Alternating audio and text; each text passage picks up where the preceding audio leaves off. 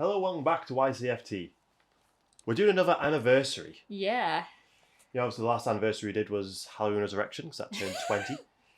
This year we're doing a film that's turning a decade old. Yeah. The Cabin in the Woods. In the Woods. It came out in 2012. Mm-hmm. And it's a bit, I think this had the potential to be a bit of a game changer back in the day. And it was quite unique for the time. Yeah. It was written by Joss Whedon. Yes. And Drew Goddard. Drew Goddard, he directed a film that I really liked called Bad Times at the El Royale. Oh, that's a great film. That was a really good. Obviously, we know everyone's opinions on Joss Whedon. Yes. Yeah, he's not a nice guy to work with, apparently. Not. But we can't deny the effect that he's had. That he has had, yeah. That he has had, obviously, with Buffy, and obviously he went on direct Avengers. Yeah. Angel, he's Firefly. Yeah. Yeah, he's a bit of a bastard to work with, but I got to give the guy credit for how... He's made some influential content. The pair of them, they locked themselves in a hotel and wrote this over a weekend. I think they did, yeah. It was very we are spoiling this film massive. It's really hard not to... 100% we are spoiling. Because the opening of this film is really bizarre. It's like... It was very much portrayed as... I think the trailer does give away a little bit too much, but it is put forward as like, oh, it's a standard Cabin in the Woods style film. Yeah, very generic. Very, very generic, with something extra weird going on. But it opens up with these two guys in suits. Gary and Steve. Yeah. And it's like, the intention was for that to make people think they'd walked into the wrong movie. I mean, we'd already see, you know, the ratings card had already came up before. Yeah. So we knew it was in the right one, and so he pops up text Cabin in the Woods. So the basic plot of this film is your standard horror setup. Cabin in the Woods weekend, group of friends that all fill a very particular role. Stereotype role. Are going to a cabin in the woods for the weekend. Uh-huh. And they will all get killed by some kind of creepy monster. Yeah. But the twist in this one is that it is all intentionally set up because there's these ancient gods that require sacrifices every year to stop them from coming up and destroying all of us. So all over the world, several countries will do different attempts at this. And the whole point is they have to suffer. They have to fill a particular role. They have to choose what kills them. I thought this was a really unique take, especially at the time. Like very meta for the... Very, very, very meta. Yeah. Yeah. And there's so many references to other horror movies. Yeah, it is stereotypically a slasher film when you look at just the plot of, they're going there for a cabin. Yep. Creepy guy's going to warn them off, but they're going to go anyway. But they're going to go touch things they're not supposed to touch, and they're all going to get killed. Yeah. But it's all supposed to be like, it's almost these characters getting killed for the gods' entertainment. It's almost like I see it as we, the audience, are the gods. This is our entertainment. Oh, that's a and cool if way. we don't get what we want, we would destroy this film essentially. Destroy that. I'll pull it to pieces. That's how I. Oh, that's how I see it. And this underground organization is running it. So like I say, we have Gary and Steve, but then there's also some other support staff. It's a whole operation. It's clearly been going for a long time. But most horror films, you can kind of fit into that formula. It's like, was this just a ritual? Yeah.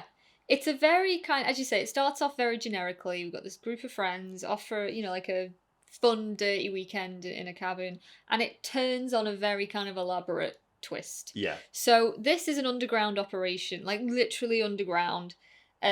Multiple cameras in the cabin from different angles. Very big brother. It's a set, essentially. Yeah, it is totally a set. Outside the cabin, it looks like a set, and I think that's the point.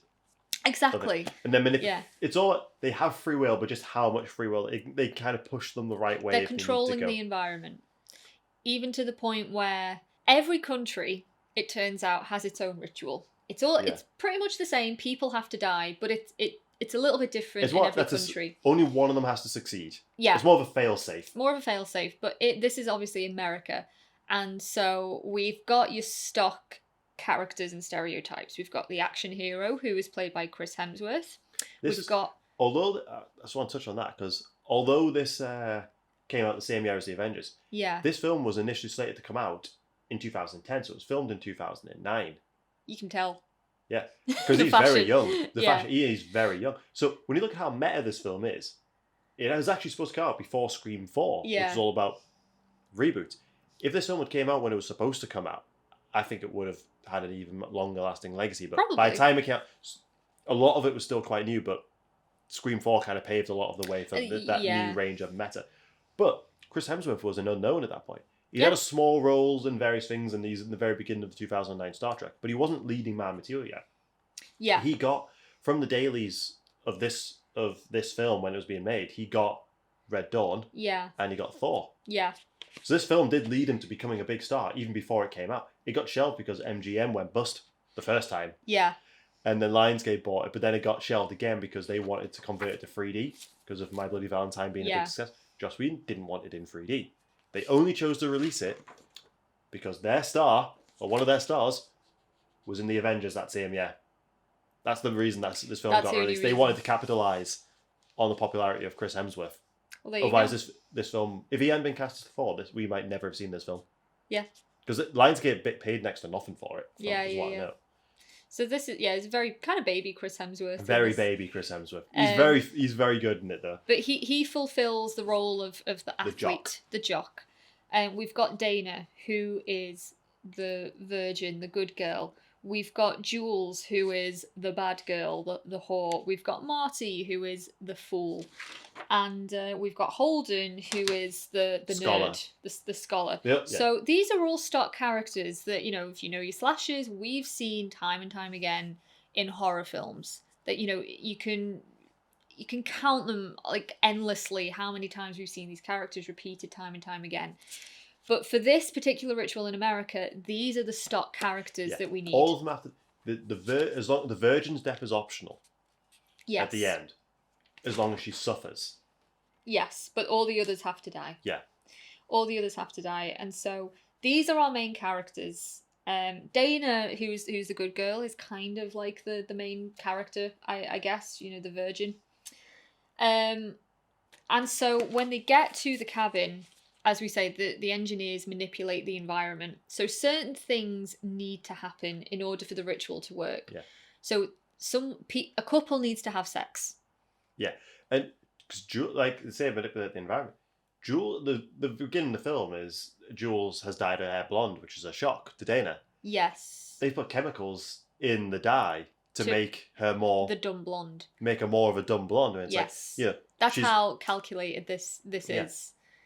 So yeah, they're being watched for a long time. Yeah, like they've been particularly chosen, but also they're filling those roles, but they're having to manipulate them to fill those roles because Dana, for example, shock is not a virgin.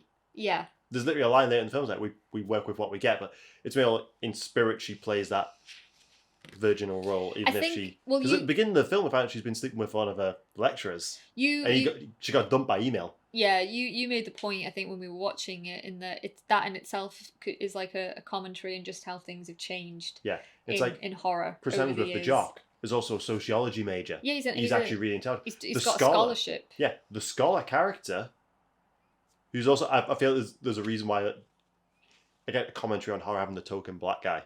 Yeah. As part of that crew. So there is... Yeah. Obviously, we see some in the staff as well, but as part of like the horror cast, like usually there'd be... what would be seen as like one black guy as a scholar is also really athletic. Yeah. Whereas he'd usually be quite the skinny and screwy. So him and Chris Hemsworth's characters, when you look at them, they're actually the same character. Yeah. They're both very sporty and they're both very academic. Yeah. And you've got on the same point, you've got Jules, who is the whore, but she's in a committed relationship with Chris Hemsworth. It's a totally monogamous relationship. And then you've got Marty, who is the fool, but he's actually like one of the brightest ones. I mean, he's the one that kind of is like, something's not right at this cabin, guys. And the conspiracy theorist, and he works out very early on that something is not quite weird. Right here. It's something to do with his weed because there's certain chemicals they have that try and manipulate them, but his weed kind of... We find that out later on. Yeah, why he's been immune to like a lot of the... What's the name of the guy who plays Marty? I don't have his name written down. I'll have to put that there because he is the star of... He is a really fun character. He's like the comic relief. Well, one of the... When we first meet him, he drives up smoking a bomb. No, like, dude, what? And it's like, he's like, you're not getting in the RV with that. And he falls out. It's a bomb that collapses down into a thermos. And that prop cost $5,000 because it was fully functional. It did. I love that they made that for us. But one of my favourite behind the scenes facts about this one, there's a scene where they're going to a cabin that's by the lake. You've got to go swimming. Yeah. he stays on the shore. He doesn't get involved in the swimming. He's the only one that doesn't, and he keeps like his big woolly hoodie on. It's because the actor was actually in really good shape. Yeah, he was and ripped. it wouldn't fit the role that he's meant to be playing. Yeah. Where if he stood shirtless next to Chris Hemsworth and the other guy, yeah, he's a fun character. You wouldn't be able to tell them like they're all in really good shape. Yeah. So they had to like hide the fact that he was ripped, and I just think that's hilarious. It is. You have to hire someone to play the perfect stoner character. Yeah. He said he watched a lot of Scooby Doo in preparation for the role, and he based his Shaggy. character off Shaggy and Scooby. You can tell. You can kind of tell. I see that. He is like the comic relief in the film, and there's like a nice amount of comedy in the movie too. But yeah, certain things. It's with the comedy in this. Today feels very like done, but it wasn't in 2012, and especially wouldn't have been if it came out in 2010. I didn't necessarily feel that. It's a style of comedy that we see a lot today. Yeah. The very meta comedy, like we're in that weird meta phase, but like say 10 years ago, that was very unique. It was new. Yeah. Yeah, I mean, it didn't bother me at all. I mean, I think maybe there was the odd joke that it was like, oh yeah, we've heard that before. Yeah. But I mean, other than that, there's like a lot of weirdly funny moments, like very gory moments. All the characters are very likable. Even like I say, a lot of the staff that are like killing these people. Like, you can see to them it's a day job. Oh well, I want to elaborate on them soon. Yeah. But yeah, it's like in the cabin. The area is manipulated, so characters need to have sex. This is part of the whole deal. But if they're not feeling particularly horny, then let's just give them some pheromones. Like, let's get this gas in, and So they're manipulating it like to that level. The morals involved are very quick. It's these 5 people or the world is kind of the way they justify it to themselves. And then part of it as well is in the cabin. There's a basement. Yeah. And within the basement are lots of different artifacts and props. I just want to say, there's a lot of Evil Dead references in this. Yeah. The cabin itself looks like the cabin from Evil Dead. The cellar door opening up on its own is from Evil Dead. Of course it is. It's like so they can Evil open Dead. the cellar door, but they have to choose to go down there of their own free will, and they have to pick. Basically, whatever they pick and interact with would choose what eventually kills them. Yeah. So, but they're left alone to choose. They're not manipulating what item is chosen. It's down to them to choose which one that they inevitably go for. And in this particular case, Dana reads a diary, supposedly from a family that used to live on the land of where the cabin was built. Sadomasochists. And she reads a particular incantation from the diary, and then that brings the zombies of the family back. Which is also life. Very Evil Dead. Reading from a particular book that brings the dead. But then, sorry, just talking about memes, we then cut back to the underground lab. Yeah. Where bets have been taken by the staff. They have a board. Yeah. Yeah, of which ones they're going to pick. But again, it's like, I could see it as a way of these people. This is just a day job to them. It really is, yeah. To them, it's like betting on the Super Bowl. Every single person who works in this laboratory, from the executives, from the director, all the way down to like the cleaners, they've all put bets on as to which monster is going to be chosen. It was really smart because there's a new security guy with them, memory security, who's new. And he's a good way for them to like give us a bit of exposition as to what is going on. Because everyone else is kind of like, it's mechanical. Yeah. They know what they're doing. Yeah. Everyone who works in this lab knows that this group of kids in this cabin is going to die. They are destined to die. They have to die. Yeah, it's either them or it's literally the rest of the world. Yeah. And it's like having a bit of fun with it is what kind of makes it bearable. So they all like... Bearable. Yeah, they all have bets. There's a really great line with that guy, that security guy, because he kind of starts chatting to this female scientist that works there. I can't remember her name. And she sort of looks at him because she can tell he's feeling a bit uncomfortable with like the levity. Like, does the director know about this? Yeah, and he's like, she says, oh, you get used to it. And then he looks at her and he's like, should we? Yeah. He's basically us in that situation. Like, I don't think controlled murder is something that we should ever really get used to here, regardless of what the stakes are. It's like, this is cruel. It's like, one thing, like, when you're down in the lab, there's so many references. Like the 3 other rituals that we see that we have confirmed, one is meant to be Dracula, one is meant to be the Thing, and one is meant to be the Ring. Yeah. Which are the board itself is, you've got like a merman on a merman. One of them really wants a merman to be because he's never seen one before, and he's got like zombie redneck slaughter family, because there's one's like, oh, I had zombies. Oh no, yeah, you had zombies, but this is zombie slaughter redneck family. I think it's like There's two a very different species. There's also another Evil Dead reference in there because Deadites are on there. Deadites are on there. There's a weird like throwback to Hellraiser. Yeah, there's like a Cenobite sort of thing going on. So yeah, they basically had pick of the crop with which monster they could choose depending on the artifact. But it's quite nice because you see them all holding different items, and it's just because Dana starts reading first. Yeah, that's all it is. There is a realization later on when she's like, they made us choose. I think it's quite ironic that they picked arguably one of the most boring things on there. Yeah. It's like zombies. You can tell, like, even the stuff like, oh god. Yeah. It's like, I think that was just really, considering what comes later, I think it's really funny and obviously very, very intentional that they picked the most boring thing. Literally the most boring thing, yeah. But the film makes up for that later. Yeah. So anyway, the zombies are resurrected and they start picking on the kids in the cabin. First to die is Jules. Yes. So Jules and Kurt, that's Chris Hemsworth's character, they've been inhaling the pheromone fumes Marty's kind of noticed while they're all drinking, because there's a really weird scene where they're playing Truth or Dare where there's Jules to make out with the wolf's on head. The wall. Yeah, he calls it a moose at first. Yeah. It's a and wolf. he knows he's like she's acting not out like of character. This. Yeah, and it's like why is Kurt doing this alpha male bullshit? It's like he's a sociology major. Yeah, it's kind of, as much as I like the runtime of this film, I think it flows quite well. I think I never really like it when I have to have a character tell me what another character is usually like. Yeah. It just to me means maybe we didn't have enough time with each other beforehand. Bit of exposition. Yeah. That's a nitpick. Yeah. I like Marty and he's a commentary on the entire film. I like Marty.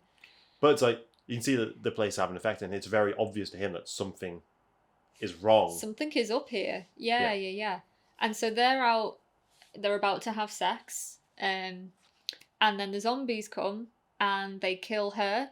Kurt manages to come back to the cabin. He tells the rest of them, like, oh my god, Jules is dead. We were attacked by these zombies. The zombies then attack the rest of the cabin. My favourite thing is when he clotheslines a little girl zombie. Oh, yeah. He's like, oh. Yeah. Every time I watch that, because this is another one I watch like once a year. It is a decent film. And so they all put up a fair fight. Holden and Dana manage to escape. Mm-hmm. It's unclear at this point what's happened to Kurt, but he inevitably does catch up with them. And Kurt says, like, our only chance to get out of here is if I get on my bike and if I just leg it, I'm going to go to the nearest police station, I'm going to come back, I'm going to bring the police, I'm going to bring the army, like anyone who I can. Yeah, because you try to go through a tunnel that caves in. Yeah. It's a very heroic moment. At this point, back at the lab, they're kind of panicking a bit because this was not supposed to happen. The zombies were meant to kill them in the cabin. Yeah. So now they're kind of like, oh shit, like, all right, we need plan B. Because now it's like all of the rituals are failed apart from theirs in Japan. So we are totally reliant on either America or Japan here to save the rest of the world. Shock and horror. Japan's actually fails. Japan's just fail. I think that is a commentary on, again, because like we said, the characters are obviously not the token characters from the 80s. People have we've moved on since then. Horror movies have also evolved. It's also, I think that's a commentary on what used to be scary isn't anymore. And that's why these rituals have failed. It's like they wouldn't necessarily work on our generation because we've seen it. We've seen it, yeah. If a trapdoor to a creepy basement opened up, I'd probably go and have a look. But if I saw a bunch of creepy objects there, you know what? No. You definitely wouldn't read a Latin incantation hidden in a diary, No, not out loud wouldn't. Anyway. I'd have a look at a few things, but I wouldn't touch any. Yeah. Like, because we've lived through the meta horror era. Yeah. There's absolutely no way we'd do any of that. No, of course there isn't. There absolutely isn't. But that's kind of the point. Maybe that's why these rituals have failed, is because they haven't evolved with the times enough. But maybe. Yeah, and maybe that's why, because the American one shows a time, they are taking into consideration that things are a bit different. That's why they come the closest to succeeding. Yeah. And so, I just love this moment where Kurt he has this really like heroic moment, like, right, I'm gonna save us all. Yeah, he jumps the bike over the ravine and just hits force field. They revealed the force field in the trailer. It's like a bird hits it, and I think that was. Yeah. They shouldn't have done that. Yeah. They really shouldn't have done that. But it's a really heroic moment. You see like the pain in that face. It's like, It's also like weirdly comical though as well. Yeah, it's weirdly They've comical just, like, the way he just ragdolls on it. Yeah, I know. Just like falls down, and Well, it's then also, like, Dana and Because Holden the are leading like, man that Chris Hemsworth was when this came out, to see him go out like that. exactly. Yeah, it's like it's setting up that he's going to be the hero. Marty at this point has been dragged away by a zombie, presumed dead. Yeah, he's not. He is not dead. Yeah. Holden is killed. I can't remember how. He's killed in the RV. He's killed in the RV. Is his throat stabbed or something like that? Yeah, he's stabbed in the throat. So then it's like Dana's just getting the shit kicked out of her by one of the zombies. And like the staff are all celebrating because to them everyone's dead, not realizing that Marty's still alive. Yeah. And again, you know, it doesn't necessarily matter if she dies or not. She just has to suffer. At this point, the rest of they're all celebrating, because this one, the line is like, oh, I almost like rooting for this girl. I almost like, I want her to survive. Then he just suddenly goes, tequila is my lady. Yeah. As the party starts coming. Tequila is my lady. Yeah. It's very Joss Whedon, the comedy. Very morally ambiguous. But I also there's a moment earlier on where Kurt, after Jules has died and Kurt makes it back to the cabin and he tells the others what's just happened. And he's like, guys, we've got to play it safe. Like, we need to stick together. No matter what, we stick together. All the staff just go, ah. It like literally it cuts back that same second to one of the engineers like, fuck. It's like, he's clever. He's a smart one. Yeah. So then like they put fumes again into the cabin, don't they? Never explain how this gas works. And then Kurt immediately changes his mind like, no, we should split up. Guys, we need to split up. Yeah. It is a lot of fun, this movie. Yeah. So yeah, ultimately it's just Dana and Marty. Yeah, Marty discovers in the coffin, like almost like the coffin that the zombies came out of, it's a lift. He's like, I can make it go down. Yeah. He's like, why would you want to? He's like, well, where else are we going to go? Where else are we going to go? We're trapped. There's a fucking force field out there. I fucking loved it that Marty came back. Like, for me, when I first watched it, I was just devastated when I thought he died. Yeah, you think he's going to die. And you hear like a struggle in the grave, and you assume it's Marty being it's like, I had to disembowel him with a trowel. Like, Marty is just going to town on that zombie. So they go down, and they do. This movie gets. If you thought it was batshit before, it is batshit. It's leading up to like the best part of this movie. But they are there. This is when they realize that like they chose, and there's just like a plethora of other glass cube cells, and we see a lot of monsters related to the items that they were all picking up. There's also a weird reference to a game called Left 4 Dead, because when this game was originally supposed to come out, they'd done a tie-in DLC for it. Yeah. So the zombies from Left 4 Dead are in some of the cells, which I found really, really interesting. There's definitely reference to the strangers as well. Yeah, there is the masks. Obviously, as I said, there's Hellraisers, some spirits. There's a ballerina with like a weird face, like a vampire face almost. Yeah, we've got Cenobite, we've got a werewolf. Basically, any monster you can ever think of is in one of these glass cages. They chose them. It makes me think like, man, the possibilities. Yeah. So, obviously at this point, they're like, we just have to kill him. We just have to kill the fool. She has to live. Do not kill her. Like, at this point, they're like, it's getting close to sunrise, which is when the ritual has to be finished by. Just shoot him. They're like, just have to kill him. Oh, so they're trapped in a corner. And what does Dana do? She lets loose all the monsters. She lets loose. Why you would have that as a big button? The big purge, but why? Why would that be an option? Who knows? But Dana presses it anyway. And there is carnage. Our next Evil Dead reference. Possessed Tree. Which is also, I forgot, is also on the list. Tree. I think at the time I hadn't seen this much blood in something. It's insane. The guy just keeps getting absolutely torn to pieces by anything. There's even like a mechanical scorpion with like a... There's a unicorn. There is a unicorn. I've never seen someone get stabbed to death with a unicorn. Yeah, gets impaled. There's clowns, there's reference to It. Yeah, there is. Some scarecrows as well. Yeah, there's literally anything. Anything you can think of. It's there. People die in all sorts of ways. And it's like, after the initial like massacre, a few more guards turn up and there's blood everywhere. Literally, you just see some zombies left and some guts fall from the ground. The scientists you just hear the ding and the doors open again. Then you just hear, because they're in a little security booth, and you just see more and more blood just... Yeah. It's like... Yeah. It's so much... It shouldn't be... It's going to sound like psychopathic. It's just so much fun. It really is. It's like... We get to see our merman. We do. The amount of creative kills is ridiculous. But yeah... is there a Kraken? I think there is a Kraken, probably isn't there? is. I mean, so yeah, our two scientists, Gary and Steve, like, it's mayhem at this point. I can't remember which one it is, but the one that's always been obsessed with, finding a merman or a Is mermaid. killed by a merman. Yeah, but I think he's never seen one before. And Yeah. when it eventually crawls over to him, he's like, "Are you kidding me?" And then he's devoured. That's a really cool kill as well. This whole film is worth watching just for this sequence alone. It's just so batshit crazy. Yeah. And Dana and Marty have somehow managed to escape the carnage, and they run into, again, either Gary or Steve. Room. Well, before that, but they run into the other one scientist, and she accidentally kills him with a knife just out of, like, instinct. And it's almost like he tells her, like, how to get out. No, he says it. You have to kill him. She says kill him. Like, she looks at, she's like, kill him, you've got to. You've got to kill him. So he dies. And then, they end up in this ritual room where they see sort of effigies of their characters on the wall. Like, it's us.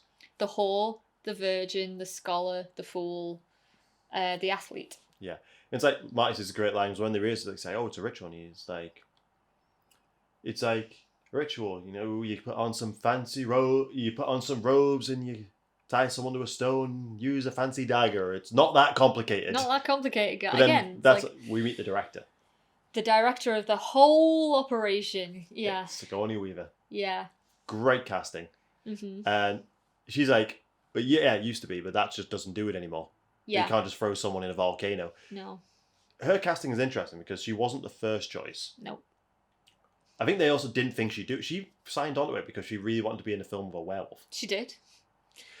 But they also considered Jamie Lee Curtis. They did. Which I think Sigourney has the best star power for your average cinema goer. Jamie Lee's a bit more specific. Yeah.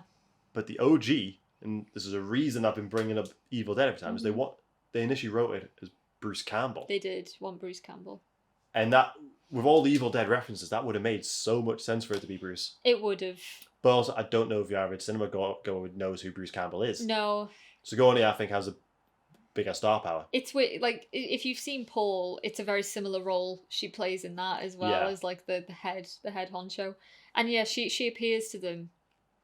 And Dana at this point has clocked on kind of what's been happening. Yeah, and she says, you need to kill him. You need to kill him, or the rest of the world will die. She considers it.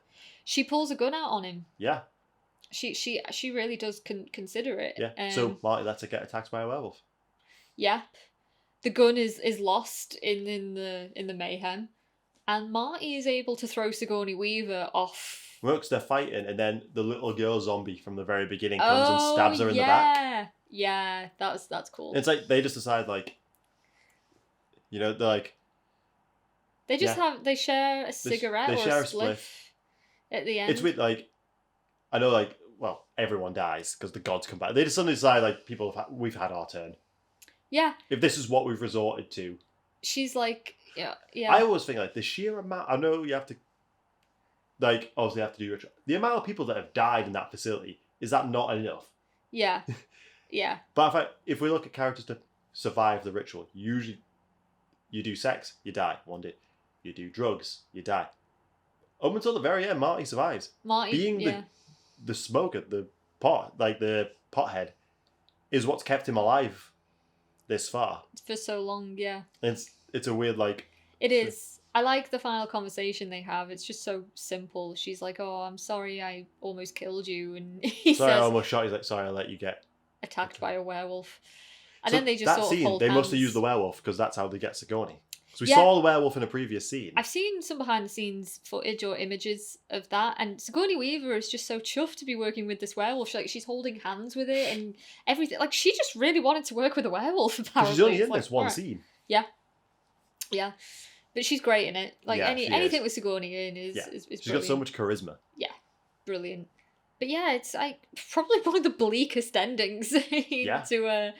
It literally ends with the world dying. Well, isn't there an interview where someone asked Drew Goddard, say, "Oh, do you have any plans for a sequel?" And he just goes, "Have you seen the end of this movie? Have you seen how this ends? Yeah." In what world is that even possible, mate? Yeah. So, like, 10 years on. 10 years on. I think the film is still. I enjoyed it. I think, again, if you're not into horror, there's a lot of enjoyment to have. I think a lot of the subtle nuances and Easter eggs might be lost on you, but it's a very fun film. And It is. I think it works. It's something really different. I mean, I remember when this film came out back in 2012, but I don't remember ever reading or hearing anything about how like groundbreaking it was. I just Yeah. remember it doing really well at the time. It was Yeah. like the horror film to go and see. yeah, I did see it in the cinema, Yeah. and I had a lot of fun with it. All I can think of is like 10 years later, imagine the impact it would have had if this was actually its 12th birthday, if it came out when it was initially supposed to come out. But would it have done it as well without its star that wasn't the star yet? I do think it's a stroke of genius starting the film with the engineers. Rather than having that be the reveal later. Yeah. I think because immediately it sparks your curiosity. Yeah. As the audience member, we know what's going on. Yeah. It's very, even today, I think the plot is very unique. In a time of very, very meta films. It is totally far-fetched, but it is like also just so much fun to watch. Yeah, it's a very easy watch. The possibility, I mean, look, it kind of plays into that fear that everyone has of, like the government are into some shady shit, concealing things from the public. It's like, it's that to the extreme. Yeah. So didn't Drew Goddard say that this film was made as a sort of like a homage to classic slasher films, but also the aspects of them that we're tired of? Yeah. Joss Whedon said that a similar thing as well. It's like, it's a love letter to horror, but it's also a hate letter to a tired genre. To a tired genre that was just, churning out like the same thing over and over again. Yeah. So yeah, I think they really succeeded in doing something very different here. It's a very special little film. It's not the best horror film ever made. No, it never intended to be. No, it's something very different. It is, and I say if you've seen a lot of horror, there's a lot there. Every time I watch it, I find something and I've watched it a fair few times now over the years. I'm always picking out something. Even this time watching, I was like, I've never noticed that. Never noticed that. Yeah. Never noticed that. Yeah. It's like there's so much stuff in the background. Yeah. It's like the least interesting part of the film is what is actually intended to be the least interesting part, which is the actual kids at the cabin. Yeah. I also love the fact that they called it The Cabin in the Woods. Yeah. Just, like the most generic horror movie title that you could ever think of. Generic. But it's like, you gotta think of like cabins in horror movies. Like usually if you're watching a film and someone's in a cabin in the middle of nowhere, bad stuff's gonna happen. Not gonna end well. You got Evil Dead, it's like cabin fever. Yeah. It's just cabins in the middle of the woods are creepy. Yeah, of course they are. Yeah. But I just love the idea of it is really, really fun. And 10 years on, maybe some of the jokes don't land as well. The fashion and stuff. It's like, all right, that hairstyle, I remember that from back in the day. But it's still, it's well acted. The VFX, I think, have aged pretty well as well. Yeah, the VFX are good. Especially what would have been 2010 VFX. It's a nice blend of horror and comedy. Yeah. It just works. It just also, works. It's like I think if you're a fan of like Joss Whedon's early TV work, because a lot of the actors do pop in, and there's very much that Buffy level of comedy. Yeah. Oh yeah, there is actually. It threw me off when we first started watching it because I hadn't seen it in a few years since when we most recently watched it, and the actress that plays Dana, like the lead character, she just really reminds me of Erin from The Office. And it was the first thing I was like, oh my god, is that Erin? It's not Erin, but she did remind me of her a lot. Just facially, she did. Yeah. Yep, definitely worth. It's worth 10 years on, it's like, I think it's still a very special little film. Yeah, it is. It's get a lot of fun, even if you're not into horror. Well, we debated a bit, didn't we? Because you said you think it's a good gateway for people. Yeah. My only thing with that is the references. Do you need to be aware of horror tropes in order to fully appreciate this film? There's a lot of in-jokes in this movie. I think even people who aren't into horror know of horror. Because I think a lot of what puts people off watching horror is it's like, oh, well, it's about a group of kids that go have sex in the woods and get killed by someone with an axe. Yeah. I think that's what a lot of people outside of the genre think it is. Yeah. So I think this does kind of play on that as well. Yeah. That is almost the point. Also, like that classic line from Sigourney and like, we need the virgin, we need the... Oh, she's like, I'm not a virgin. We work with what we got. We work with what we can get. It's like, I can appreciate the average like audience member being like, oh, okay. Yeah. Yeah, maybe it is. Yeah, it's a bit... Maybe it's like if you've seen like one or two horrors, it might be good. But I generally think like anyone could watch this and enjoy it. Anyone can enjoy this movie. Yeah. Because it's that ending is there's so much carnage. Yeah, I love it when you see like the massive hand, the god hand, like appear from literal out hand of of God. Hand of God. Yeah. Yeah. Makes you think, doesn't it? Yeah. What shady stuff is going on? Is going on that we just don't know about? Should we all just be smoking weed all the time? So the government can't affect us? Is this film just a massive like promoter of weed? Yeah. So yeah, we highly recommend tracking this film down. It's not on Netflix at the moment of this recording, but it is quite often on Netflix. I think usually at least once a year it pops on for a little bit. So how did we watch it? Oh, it's DVD. You got it on. Yeah, it's right there. Yeah. I've owned this film for many years. So yeah, if you get the chance, check it out. I think you'll have a very good time with it. I think you will too. What would you let us know what you would have picked up in the creepy basement? Yeah, what would have been your ideal monster? Yeah, to face? personally, I would not have picked up a book. I think of all the weird trinkets there, a book would. Yeah.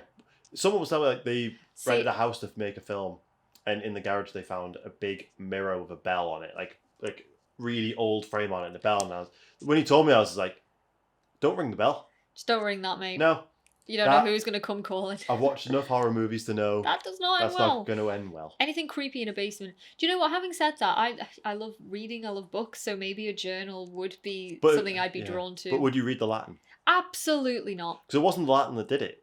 Like, it wasn't the book that did it. It's the Latin bit. It was the Latin bit, yeah. Yeah. Music boxes, absolute no-no. Yeah. Anything kind of like... Any kind of puzzle is a no-no. Any kind of puzzle. Oh, absolutely not. A Ouija board? Hell no. Don't even look at that thing. Yeah. Yeah. And also, out of like the stock characters, which one would you feel like What's your role? What is your role? What would I'd like to think I'd play the Marty role. I've got his outfit. Yeah. Basically, the fool. Yeah. Because let's say I'm not a jock. Neither am I. Yeah. Anyway. Watching this, you'll end up having a lot of discussions. Yeah. We will see you next week. Bye.